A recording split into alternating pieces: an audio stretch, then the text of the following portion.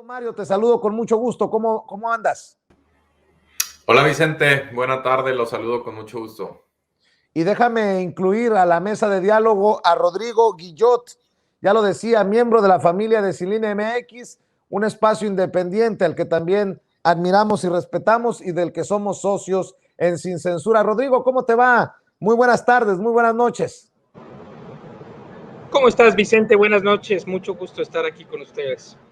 Oigan, pues a ver, ¿por dónde entramos? Déjenme iniciar con lo que presentó hoy en la mañanera el equipo del presidente Andrés Manuel López Obrador, que es el quién es quién. Y ahí aparecían desde Azucena Uresti hasta Carmen Aristegui por presuntamente publicar una carta que no era verdadera o que no era real, de estas cartas compromiso de la SEP para el regreso a clases presenciales. Se defienden de esta supuesta fake news medios como Aristegui Noticias. Qué relajo, ¿no? Con esta carta. ¿Cómo ven esta situación? Ahora acusan al gobierno de soltar la carta falsa y después acusar de fake news. Vaya revoltijo, querido Mario. Sí, bueno, yo creo que no he visto personalmente pues el contenido de la carta, no sé exactamente qué contiene, pero se ha generado mucho ruido sobre el regreso a clases, ¿no? Lo que sabemos es que los organismos internacionales como UNICEF están diciendo que hay que regresar a clases, que es necesario hacerlo por una cuestión también de convivencia de los niños en su etapa de desarrollo, cuestiones de salud mental, por supuesto, cuestiones relacionadas también a las madres que también tienen que salir a trabajar. Todo ello, pues, se acumula y es necesario hacerlo, ¿no?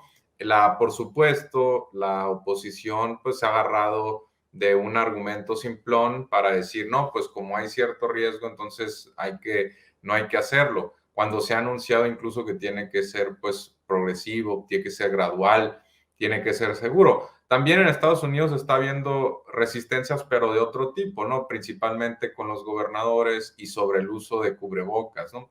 Pero creo yo que en México es ya necesario regresar a clases. Los datos que sabemos es que la vacuna CanSino es bastante segura. Aquí, por ejemplo, en Sonora, Vicente, el magisterio no registra ningún caso de una hospitalización severa entre los maestros que se inocularon con CanSino. Sabemos además que los niños no necesitan vacuna, al menos de momento, eso es el estudio científico, porque tienen otro sistema inmunitario. Entonces, por supuesto que hay que cuidarlos, por supuesto que hay que darle seguimiento, va a haber casos, pero pues también es necesario que poco a poco vayan regresando a la escuela y ya con muchos de los papás vacunados, ya con muchos de los hermanos y ya con muchos de los maestros de estos niños vacunados, ¿no? Y conste que todavía no hemos visto lo último de esta controversia por las cartas compromiso y por el propio regreso a clases presenciales, que no es obligatorio, Rodrigo Guillot.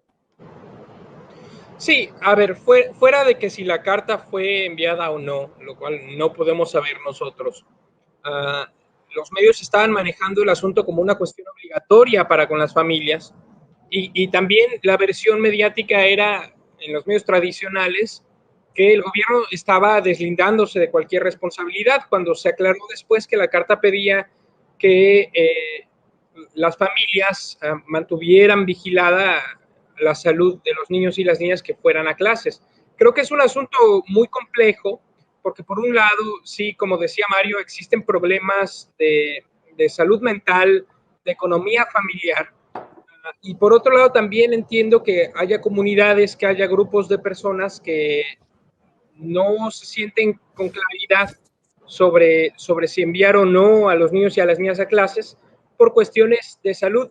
Lo cierto es que exigir que fueran solamente a distancia las clases, es decir, que no hubiera la posibilidad de enviar a los niños y a las niñas a las aulas a continuar con su vida académica como normalmente lo harían, pues tendría un sesgo muy importante, que es el acceso a las tecnologías necesarias, a la infraestructura necesaria para poder tomar una clase virtual. Es decir, estamos hablando de comunidades que debido al rezago del sistema educativo que tiene años sucediendo y que ha sido uno de los diagnósticos principales de la Cuarta Transformación, pues no podrían acceder a las clases en línea. Estamos hablando de comunidades que no tienen ni siquiera escuelas con condiciones dignas y que apenas la Cuarta Transformación está comenzando a resolver un problema que lleva, no quiero decir 30 años porque sería muy poco, que es el periodo neoliberal, sino que sucede desde los inicios de la historia de México y que aún en este momento no se han resuelto porque primero ha sucedido la pandemia y segundo, pues nuestro gobierno ha tenido poco tiempo para solucionar los problemas.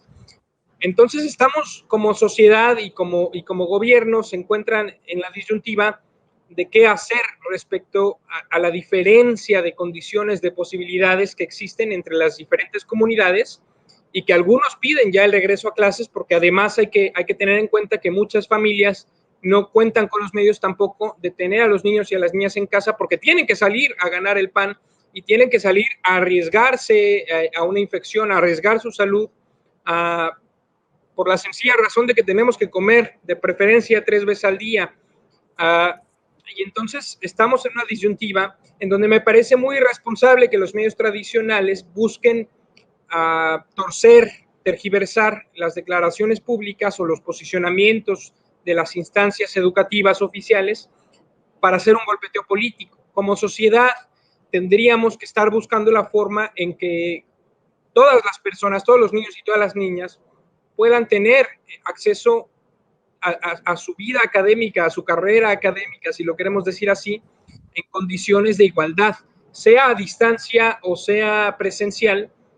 No podemos dejar a nadie rezagado, y si bien la pandemia es algo que nos ha tomado desprevenidos a todos en todo el mundo, pues han habido diferentes posicionamientos que no necesariamente reflejan todas las realidades. Yo puedo pedir para mi familia clases a distancia porque no me siento seguro llevándolos a la escuela, pero si no tomo en cuenta que hay gente que no tiene acceso a electricidad, a internet, a servicios básicos, o que hay gente que tiene que salir a trabajar y que no cuenta con el presupuesto para dejar a sus niños y a sus niñas en casa con algún cuidado, pues estamos hablando de una realidad diferente y el gobierno hoy se enfrenta a la necesidad de conciliar estas dos realidades diferentes o esta multitud de realidades que no se corresponden una a la otra en un contexto muy difícil, no solamente en lo educativo, sino en la economía, en la salud y como país y como sociedad en general. Oigan, a ver, ayúdenme con sus opiniones y con el análisis sobre esto. El consejero presidente del INE, Lorenzo Córdoba, indicó que no esperarán a la ley secundaria sobre revocación de mandato, por lo que los lineamientos para la consulta de revocación de mandato se aprobarán el 27 de agosto. Y ya brincaron, obviamente, legisladores de Morena como Antares Vázquez, Alatorre y Javier Hidalgo.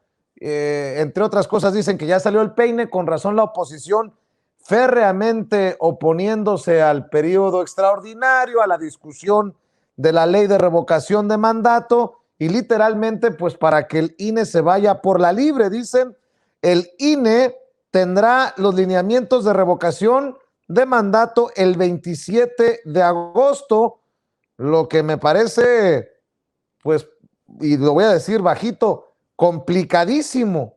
El INE ya estaría alistando los lineamientos sobre los que trabajará para preparar la consulta sobre revocación de mandato, así lo indicó Lorenzo Córdoba. Ante la falta de una legislación reglamentaria sobre la revocación de mandato, el INE someterá a discusión y aprobación el próximo 27 de agosto los lineamientos correspondientes que le permitan llevar a cabo la consulta.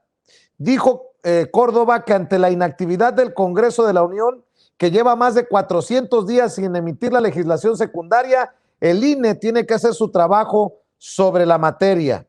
Cito: por supuesto que en el INE somos deferentes a lo que el Congreso de la Unión señale, con independencia de que no somos quien para juzgar la constitucionalidad o no de los tiempos en que trabaja el Congreso de la Unión, pero evidentemente los tiempos electorales y de la eventual revocación de mandato están fijadas en la Constitución.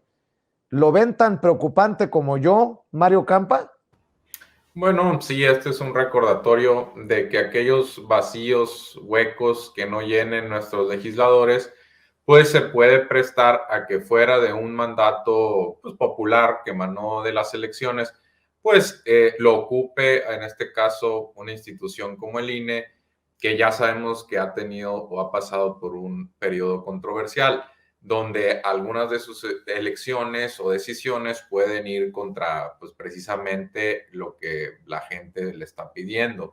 Ese es un problema y un llamado de atención seria, por supuesto, para los partidos de oposición, que ellos fueron los que empujaron más la fecha, por ejemplo, de la revocación del mandato, que caso contrario probablemente se hubiera visto en el 2021. Sobre ellos quizá recae más la responsabilidad, porque cómo puedes patear la fecha de la revocación y a su vez negarte a un periodo extraordinario, que por cierto les pagan bastante para que cumplan con este tipo de cuestiones, y sacar la legislación secundaria, ¿no? Ya hemos tenido de estos casos muchos donde la legislación secundaria se va retrasando y se va retrasando, por ejemplo, con lo de la marihuana, y yo creo que era momento ya de que tuviéramos listo esta cuestión, considerando que se pidió una prórroga pues desfasada de la elección del 2021, ¿no?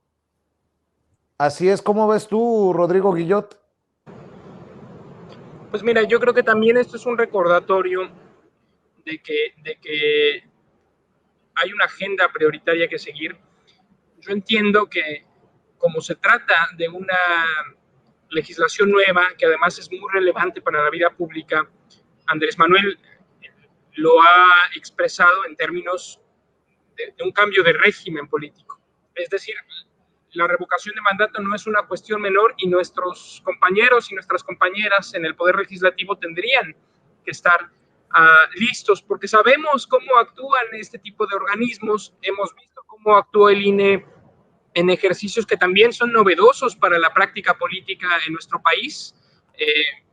Vimos cómo actuó en la consulta popular, en donde no solamente hubo una insuficiencia, sino más bien una negligencia por parte del INE para con este ejercicio de la consulta popular para juicio a expresidentes, y pues tendríamos que estar listos. Yo recuerdo muy bien que en la mañanera Andrés Manuel se quejó de que en el periodo extraordinario pasado no se incluyó la reglamentación secundaria de este ejercicio nuevo, que es la revocación de mandato, y me parece que tendríamos que estar criticando fuertemente el actuar no solamente de la oposición, porque sabemos qué esperar de la oposición, así como sabemos qué esperar del INE, pero sí de los encargados de este ejercicio, en especial pues de la coordinación del Senado, de la Junta de Coordinación Política, que está en manos de Morena y que tendría que ir actuando.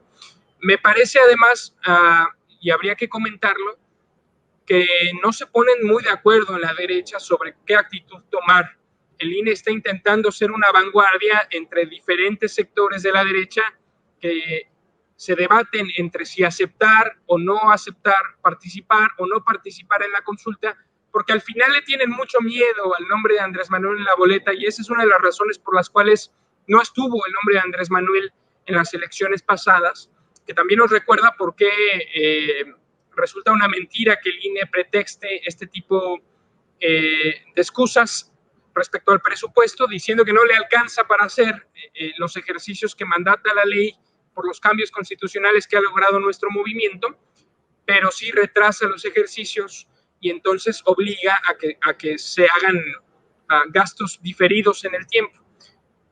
Creo que tendríamos la responsabilidad como movimiento de exigirle a nuestros legisladores, pero también entiendo que es un asunto complicado para los sectores adentro de Morena, y tendríamos que estar ya pensando en el futuro, en cómo vamos a organizar nuestro partido para poder exigirle tener mecanismos institucionales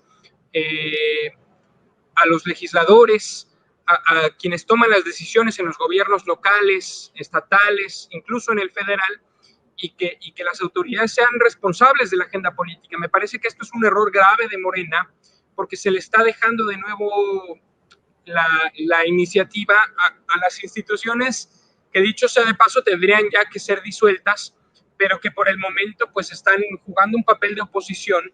Y sí, como dices tú, Vicente, es muy preocupante dejarle la mano a Lorenzo Córdoba, porque se trata de un ejercicio muy importante, no solo por la continuidad del sexenio, que yo calculo va a ser garantizada por el voto popular, sino también porque va a ser un ejercicio importante en los sexenios que vengan y en la participación del pueblo en la toma de decisiones, que es, me parece históricamente un logro muy importante de la consulta, y que tendríamos que estar reforzando. Me parece un error grave de Morena dejar pasar esto, y me parece también que el INE está aprovechando cualquier espacio para incidir de manera negativa, antidemocrática, en la toma de decisiones del país. Así es, y bueno, hay tantos temas que abordar. Se vienen más campañas, más guerras sucias por las farmacéuticas, por el tema de las vacunas, del regreso a clases, y a lo que atinan periodistas como Ciro Gómez Leiva y Pascal Beltrán del Río es a tirarse al suelo y hacerse las víctimas. Hoy fueron señalados por el presidente Andrés Manuel López Obrador con nombre y apellido, porque dice el presidente que trabajan para una empresa cuyo dueño pues tiene intereses en hospitales, entre otras cosas, en cárceles, y bueno, pues qué triste que no haya un debate por parte de esos periodistas y que solamente atienden a decir que son víctimas del presidente, del autoritario, cuando son ellos los que motivan muchas veces este ruido en el discurso público. ¿O cómo la ven ustedes, Mario Campa? Bueno, Vicente, antes que nada mencionaste un punto importante, que son las farmacéuticas o las distribuidoras, ¿no? Al mayoreo, por ejemplo. Y me parece que los organismos también autónomos o descentralizados, pues cuando hacen una cosa bien hay que mencionarlo, ¿no? Y la semana pasada se dio una multa de la COFESE de más de 900 millones de pesos, que es de las más grandes en su historia, a 5 distribuidoras, ¿no? Que incluye, por ejemplo, ahí a Casa Saba, ¿no? Entonces, sabemos que en las farmacéuticas hay malas prácticas, prácticas desleales, en este caso, pues colusión, por ejemplo, o manipulación de precios, y esa multa, pues, era importante, ¿no? Entonces, enhorabuena por la COFESE. A veces, pues, se le ha recriminado que es un cero a la izquierda, citando al presidente, pero en este caso creo que actuaron bien con esa multa, ¿no? Cuando haya algún tipo de manipulación de mercado por agentes privados, pues hay que intervenir con decisión, y creo que la COFESE lo hizo. Ahora, en el caso que mencionas, Vicente, pues mira, hay problemas serios cuando se le deja a la iniciativa privada ciertas cuestiones sensibles. Una de ellas son las cárceles que también mencionaste. Durante el sexenio principalmente de Felipe Calderón y Enrique Peña Nieto, muchas empresas constructoras que se dedicaban, por ejemplo, a hacer cárceles, ¿no? Como Omex y Urbi y este tipo de empresas similares, pues empezaron, ICA creo que también se metió a las cárceles, empezaron a obtener concesiones, y aquí sucede una cuestión, que hay incentivos perversos, Vicente. Cuando a ti te pagan por tener a un recluso, pues si buscas tú maximizar la utilidad, que acuérdate que el periodo neoliberal es lo que vendía, que es la única responsabilidad de una empresa, maximizar su utilidad, pues entonces se puede dar a que tú trates de elevar las condenas de los reclusos, pues porque estás cobrando, ¿no? O a bajar, por ejemplo, la calidad de la comida porque quieres expandir el margen, o a tener más reclusos concentrados, pues porque quieres tener menos guardias por recluso, cuando eso puede llevar a exceso de confinamiento, o puede llevar, por supuesto, a peleas, riñas, que lleven a su vez a otro tipo de delitos y a que se vayan extendiendo también las condenas. Eso pasa cuando se le deja a la iniciativa privada algunas cuestiones sensibles. En el caso de los hospitales, pues también tenemos situaciones en las que probablemente se pueda llegar a abusos de mantener a pacientes que no necesariamente tendrían que estar, por ejemplo, en terapia intensiva, que se prolonguen sus estancias. Y esto, por ejemplo, hay estudios cuantitativos importantes en Estados Unidos para ambos casos que menciono. Entonces, yo sí creo que en temas muy sensibles a la iniciativa privada hay que mantenerla cortita y hay que someterla siempre a un exceso de observancia o de transparencia. Y en este caso, pues tú mencionaste a varios personajes que tienen pues conflictos de interés y donde también podrían estar, por supuesto, situando agendas y propaganda que lleve a la defensa de estos intereses, ¿no? Pero de eso nada dicen, querido Mario. Escribe en Twitter Pascal Beltrán del Río, director editorial de Excelsior, quien además conduce un espacio de radio y televisión. Sus mensajes de apoyo, estimados, son la respuesta más contundente a la intolerancia, dice. No hace falta decir más. Los he leído todos y los agradezco en el alma. Aquí sigo sin que nada me turbe ni me espante, convencido de la fuerza del periodismo y la razón. Abrazos. Ahora resulta que son los más puros del periodismo. Somos unos malagradecidos que no aprendemos de estas grandes figuras del periodismo mexicano, Rodrigo Guillot. Bueno, ellos están muy agradecidos del periodo neoliberal porque fue su fuente de ingresos y su modo de vida. Hay que recordar que se caracteriza por eso el periodo neoliberal, por entregar sectores estratégicos de la economía, del sector público, a manos privadas, y que además esa transición se da gracias a mecanismos de corrupción.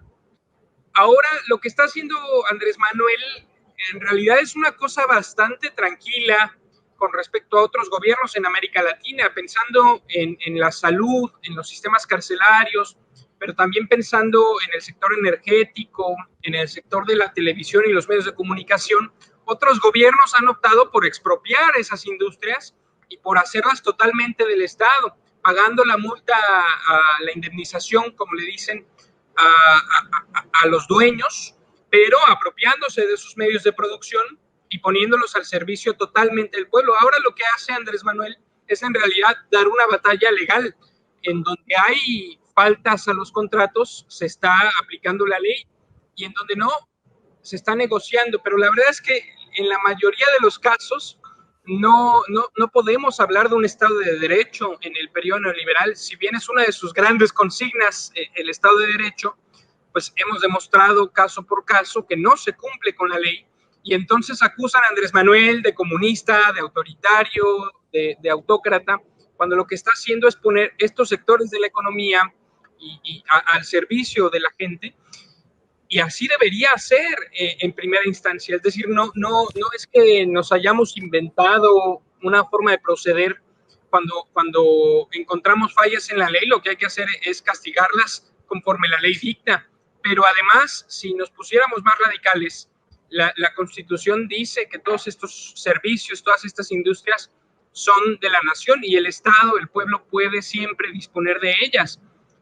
Entonces, digamos que nos estamos quedando cortos, porque Andrés tiene un cálculo respecto a la gobernabilidad, respecto a no pelearse con estos sectores, pero podríamos empujar hacia procesos mucho más agresivos de apropiación de los bienes y los servicios que prestan privados y que deberían ser estratégicos.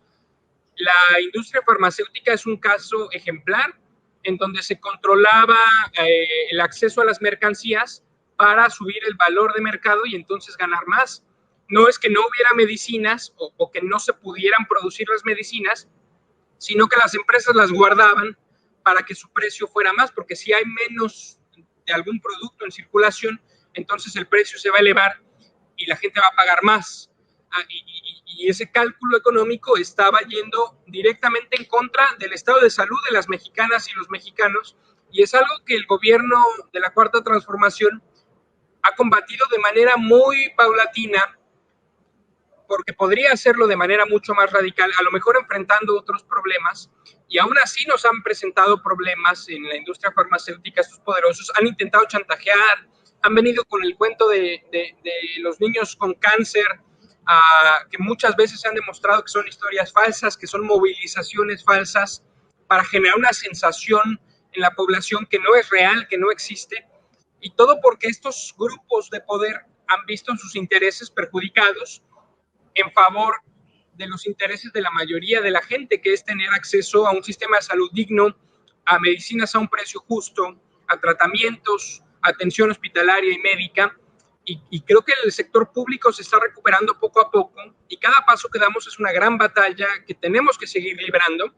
Y claro que los medios de comunicación han decidido jugar un papel importante en esta desinformación y en este golpeteo, porque se prestan a contar la narrativa victimista de los grandes capitalistas y no cuentan la historia de las mexicanas y los mexicanos que durante tantos años han sufrido por esta ambición de maximizar la ganancia sin atender las necesidades de la población, que es lo que está haciendo la Cuarta Transformación, atender las necesidades de la gente. Así es. ¿Con qué cerramos? ¿Con qué reflexión? ¿Con qué tema quieres cerrar? Por ejemplo, tú, Mario Campa, vamos contigo. Bueno, a mí me gustaría cerrar, Vicente, con lo que está pasando en la política exterior entre Estados Unidos y México. Hay buenos contrastes. Mientras Joe Biden está cayendo en estos momentos por una serie de errores, entre ellos, pues, por ejemplo, tener un posicionamiento prácticamente idéntico al de Trump en Cuba, ahora la cuestión de Afganistán, pues México está haciendo algo muy inteligente, que es buscar la unión de Latinoamérica, distanciarse de Estados Unidos en algunos temas, por ejemplo, en la isla de Cuba, manda ayuda humanitaria a Haití con el terremoto, anuncia que va a recibir refugiados o asilados de Afganistán, y pues yo creo que en ese aspecto creo que México le va rebasando a Biden, ¿no? Creo que es un punto donde ya hay muchos contrastes y donde sí estamos viendo bastantes luces de la Cuarta Transformación. Particularmente en la frontera también tenemos un problema con Biden porque las detenciones están en un máximo de 21 años, Vicente. Entonces creo que está dejando bastante que dejar Estados Unidos o la actual administración. Y en ese sentido creo que México ha cometido muy pocos errores y en cambio ya se ha apuntado algunas victorias. Agregaría también lo de Bolivia y agregaría las mesas de negociación con Venezuela, ¿no? Y lo que se venga con la visita del presidente Andrés Manuel López Obrador, si es que así se da a Estados Unidos en esta visita anunciada para los primeros días de septiembre, ¿no? Sí, también, bueno, ahí pues hay que ver la agenda que se va a discutir. Hay algunos asuntos espinosos, por ejemplo, el día de ayer y el día de hoy en la planta de Silao, Guanajuato, ocurrió algo inédito, que es que se sometió a la votación el contrato colectivo de los trabajadores. Básicamente, el sindicato, la CTM, tiene ahí alguna disputa y en parte es por la presión del nuevo Tratado de Libre Comercio y de los Estados Unidos que están endureciendo la legislación laboral. En algunos aspectos, pues con cierta razón, pero en otros puede haber cierta injerencia desmedida, ¿no? Entonces ese es un tema que promete que va a estar en las mesas de discusión, ¿no? Muy bien. ¿Con qué quieres cerrar tú, Rodrigo Guillot? Pues yo creo que el tema es muy interesante. Le daría un enfoque sistémico y creo que Andrés está manejando la política exterior de México en un contexto muy complicado. Me parece muy claro que Estados Unidos está cayéndose a pedazos, tiene una crisis no solamente de salud por la pandemia, sino sanitaria desde mucho antes, de derechos sociales, económica, de deuda, y todo parece indicar que conforme Rusia y China van ascendiendo en el escenario internacional, Estados Unidos se va debilitando. Y a lo mejor por eso también se explica que las medidas que toma Andrés Manuel son mucho más cautelosas que en otros países de América Latina, porque nosotros tenemos una gran dependencia mutua entre Estados Unidos y nosotros, y creo que Andrés Manuel ha sido muy hábil en manejar la relación entre dos gobiernos totalmente diferentes, pero que, como ya habíamos comentado en algún momento, seguramente recuerdas cuando hablábamos del genocidio políticamente correcto que llevaba Joe Biden en Medio Oriente, y cómo, bueno, parecía que era muy diferente porque la retórica de los demócratas no era tan agresiva, pero en la realidad, pues el mismo tipo de agresiones se llevaban a cabo. Estamos lidiando con un monstruo descomunal que se está muriendo lentamente y nuestro país tiene la necesidad de afirmar su identidad, pero no se puede desligar de las relaciones económicas con este monstruo. Me parece que lo está haciendo muy bien Andrés Manuel, no solamente por sus relaciones con Estados Unidos, con Trump y con Joe Biden, con las agendas compartidas, sino con el papel que está llevando a cabo para con América Latina. Está prestando el espacio para negociar, para que negocien los opositores venezolanos y el gobierno de Nicolás Maduro. Salvó la vida de Evo Morales, ayudó a renegociar la deuda argentina con el Fondo Monetario Internacional y está creando un nuevo paradigma de gobierno y de economía en donde se disputan diferentes sectores económicos, nacionales y globales, y está sorteando muchas dificultades. Creo que el gobierno de Andrés Manuel va a ser un paradigma para América Latina en lo que viene, y además me parece muy importante recalcar el hecho de que cada día se demuestra más que la hegemonía gringa está cayéndose a pedazos. Lo vimos en Afganistán, el desastre que está causando Estados Unidos. Su retirada en realidad pues va a tirar esa torre de naipes que estaba ahí, pero lo hemos visto a lo largo de la historia reciente, como en donde toca a Estados Unidos, en donde interviene, pues se desata el caos, y México tiene que lidiar con eso y lo está haciendo muy bien. Está reafirmando su soberanía y está combatiendo a muchos sectores de la economía internacional muy agresivos y muy poderosos, como lo son las industrias que mencionabas hace un rato, la industria farmacéutica, pero también los energéticos y todos estos sectores mediáticos, comunicacionales, que le han declarado una guerra permanente. Me parece que estamos viviendo una etapa de transición ahora, no solamente de sistema, sino una transición entre el mundo en la pandemia y el mundo después de la pandemia. Y desde el inicio de esta emergencia global sanitaria, económica, Andrés Manuel ha propuesto a la comunidad internacional un modelo, que es el modelo que proporcionó a México desde antes de entrar en esta crisis, y que va a ser uno de los ejemplos a seguir en el mundo para combatir la desigualdad, para combatir esta crisis del capital. Y me parece que tendríamos que difundir en el mundo lo que estamos haciendo en México, porque en el mundo están muy interesados en lo que hacemos, y con eso cerraría. Muy bien, Rodrigo, por cierto, ¿en dónde te buscan, en dónde te comparten, en dónde te encuentran en redes sociales? Pues estamos en Sin Línea MX, así nos encuentran en todas las redes, y además personalmente como Rodrigo Guillot en todas las redes también, dando el debate, discutiendo las cosas importantes en el día a día y defendiendo este proceso popular de la Cuarta Transformación. Muchas gracias, Vicente, por el espacio. Siempre es muy grato saludarte y a tu audiencia, y pues estaremos viéndonos por este medio. Claro que sí, te mando un abrazo yo también, Rodrigo Guillot. Mi querido Mario Campa, ¿en dónde te pueden apoyar a ti? Sí, Vicente, a mí me pueden seguir en Twitter bajo la @Mario_Campa, y por supuesto este domingo nos vemos en punto de las 4 p.m. hora de la Ciudad de México para una emisión de Sin Censura Presenta, ¿no? Claro que sí, te mando un abrazo, Mario. Ya sabes que se te estima, se te respeta, se te admira. Abrazo también a Rodrigo Guillot y a la gente que forma parte de la familia de Sin Línea MX.